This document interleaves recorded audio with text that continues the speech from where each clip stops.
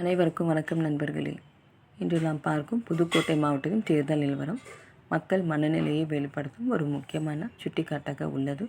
புதுக்கோட்டை, கந்தவர்கோட்டை, வீராலிமலை, திருமயம், ஆலங்குடி, அறந்தாங்கி ஆகிய 6 இடங்களில் வாக்கு எண்ணிக்கை வெளிவந்துள்ளது. இதில் ஏடிஎம்கே கட்சி 6 வாக்குகளுடன் முழுமையான முன்னிலை வசிக்கிறது. டிஎம்கே, டிவிகே மற்றும் இதர ஆகியவற்றுக்கு இதுவரை எந்த வாக்கும் பதிவாகவில்லை. இந்த நிலவரம் மக்கள் எந்த கட்சியை நம்பிக்கையுடன் பார்க்கிறார்கள் என்பதை தெளிவாக காட்டுகிறது. ஏடிஎம்கேக்கு கிடைத்த வாக்குகள் அந்த கட்சியின் அடிப்படை வலிமை வெளிப்படுத்துகின்றன.